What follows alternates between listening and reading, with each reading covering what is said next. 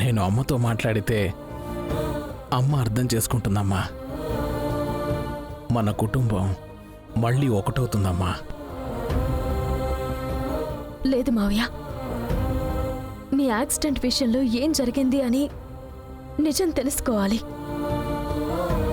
అది తెలిస్తే మాత్రమే మన రెండు కుటుంబాలు ఒకటవుతాయి.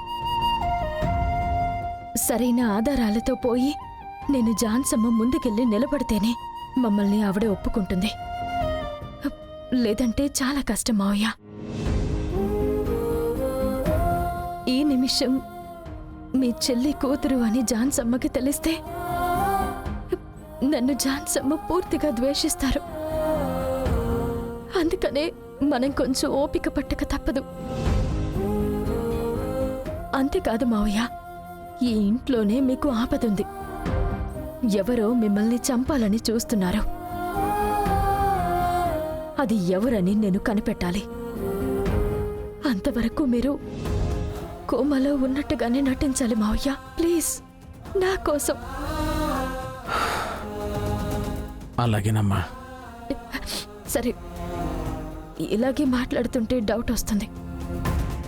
నేను వస్తాను, మీరు రెస్ట్ తీసుకోండి. అలాగేనమ్మా.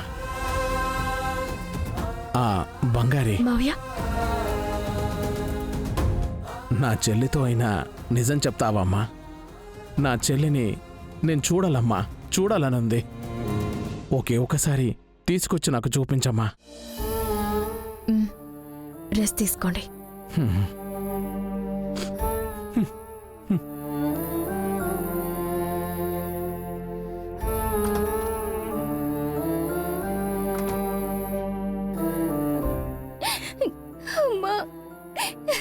తను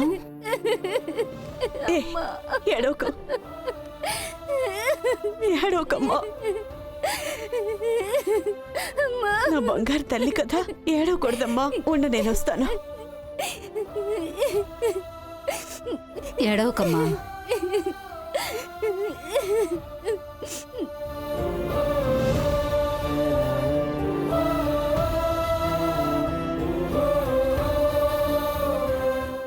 తను రామ్మా, మనం వెళ్ళిపోదాం. అమ్మా, బంగారే, చాలు బంగారే, నేను ఇక్కడుండి పోరాడిందంతా చాలు. మేం బయలుదేరుతాం. కొంచెం ఓపిక పట్టమ్మా. అక్క, నేను దొంగతనమే చేయలేదు. నన్ను దొంగ దొంగ అని ఎన్నిసార్లు అన్నారు. మనసు అస్సలు తట్టుకోలేకపోతుందక్క. వద్దక్క, ఇక్కడున్నామంటే మళ్ళీ మళ్ళీ అవమానాన్ని భరిస్తూనే ఉండాలి.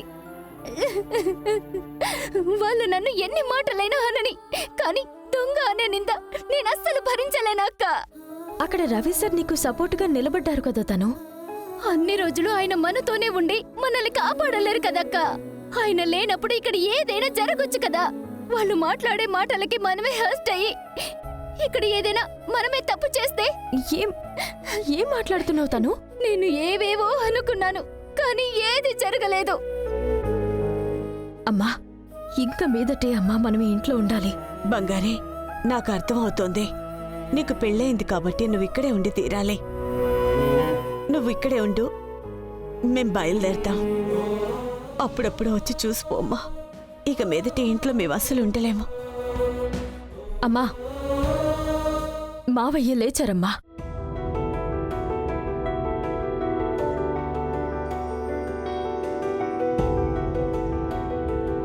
బంగారీ, ఏమన్నా?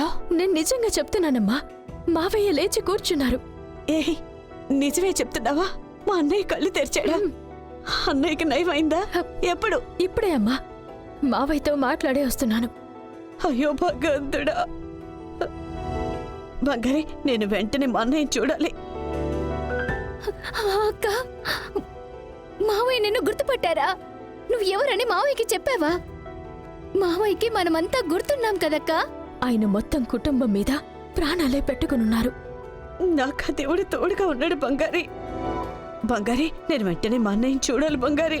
ఇప్పుడే ఇల్లు వదిలేసి వెళ్ళిపోతాను, ఇక మీదట ఇక్కడ ఉండను అని చెప్పా. అన్న కళ్ళు తెరిచారు అని చెప్పగానే గంతులేస్తున్నావు. లేదు, ఇంకిక్కడి నుంచి నన్ను మెడపట్టి బయటికి గెంటినా కూడా నేను ఇక్కడి నుంచి వెళ్ళను. ఇంక నేను మా అన్నతోనే ఉంటాను. బంగారి, మా అన్నయ్య అంటే నాకు ప్రాణం బంగారి. మా అన్నయ్య నా కోసం ఏం చేశాడో తెలుసా? ఇన్నాళ్ళు అన్నయ్య కోమలో ఉండడానికి కారణం నేనే అని మా అమ్మ అనుకుంటుంది కదా. ఇప్పుడు మా అన్నయ్య లేచి ఒకే ఒక్క మాట చెప్తే అంతా సర్దుకుంటుంది. మళ్ళీ మన కుటుంబం అంతా ఒకటవుతుంది బంగారి. దేనికి మించి ఇంకా నాకేం కావాలి చెప్పు. అమ్మా, ఇదొక్క రోజులో జరిగిపోయేది కాదు. మావయ్యని కొద్ది రోజులు అలా కోమాలోనే ఉన్నట్టు నటించమని చెప్పాను. ఏ ఎందుకు బంగారి? ఇది తెలిస్తే అమ్మ సంతోషపడుతుంది కదా. తెలుసమ్మా, కానీ ఇప్పుడు పరిస్థితి తప్పుగా ఉంది. మావయ్యకి చుట్టూ ఆపదలున్నాయి. ముందు మావయ్య యాక్సిడెంట్కి ఎవరు కారణమని తెలియాలి. అది మనం ఇక్కడుంటేనే కదమ్మా కనిపెట్టగలము. అంతవరకు కాస్త ఓపిక పట్టక తప్పదు. అలాగే బంగారి, కానీ అన్నయ్యని కలిసి నేను మాట్లాడాలి. అన్నయ్య దగ్గరికి నన్ను తీసుకెళ్తావా? మీ అన్న కూడా నీలాగే నిన్ను చూడాలంటున్నారమ్మా. కానీ ఇప్పుడు వెళ్తే మనం ఇరుక్కుంటామమ్మా. సరైన సందర్భం వచ్చినప్పుడు నేను నిన్ను తీసుకెళ్తాను. ఆ, తను నువ్వు మాత్రం వేరే ఇంటికి షిఫ్ట్ అవుతావా? ఇది మా మామయ్య ఉన్న ఇల్లు. ఇది వదిలి నేనెందుకు బయటకు వెళ్ళాలి? ఆ, ఇక్కడ నాకు కూడా హక్కు ఉంది కదా. నేను ఈ ఇంటిని వదిలిపెట్టి పోనే పోను. ఇందు, మామ మామ మీ మావయ్యకి ఇప్పుడు నయమైపోయింది. మావయ్య మనతో కలిసి ఉండబోతున్నారు. ఇదంతా మామూలు అవ్వాలంటే మీ మావయ్య ఒక్కరు చాలు. 100 మందితో సమానం. ఇక మీదట మనకి ఏ ఇబ్బంది ఉండదు. నిన్ను మీ మావయ్య అరిచేతిలో పెట్టుకొని చూసుకుంటారు. మామ మామ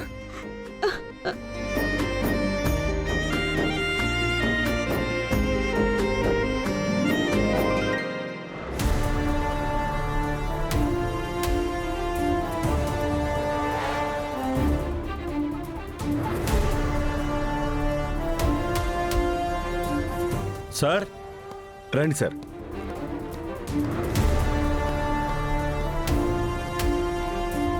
సార్, వీళ్ళే డబ్బులు లాక్కుని పారిపోయింది. మీ దగ్గర నుంచి కొట్టేసిన డబ్బులు ఇందులో ఉన్నాయి సార్.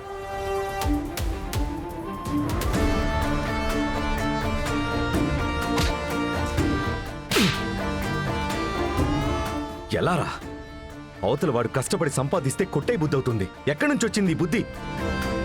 ఒకరు ఇంత డబ్బులు తీసుకుని పోతున్నారంటే ఎంత అవసరం ఉంటే తీసుకుని వెళ్తూ ఉంటారని తెలుసా మీకు? హాస్పిటల్లో బిల్లు కట్టడానికి తీసుకుపోతూ ఉండొచ్చు, లేదా పిల్లలకి ఫీజు కట్టడానికి తీసుకుపోతూ ఉండొచ్చు, పెళ్లి కోసం అయి ఉండొచ్చు, లేదు అప్పు తీసుకొని పోతూ ఉండొచ్చు. ఇలా ఏదో ఒక కమిట్మెంట్తోనే డబ్బులు తీసుకెళ్తూ ఉంటారు. దేని గురించి ఆలోచించకుండా ఇంత ఈజీగా డబ్బులు కొట్టేస్తున్నారు. సార్, ఇలాంటి దొంగ వెధవల్ని మాత్రం ఊరికే వదిలిపెట్టకూడదు సార్.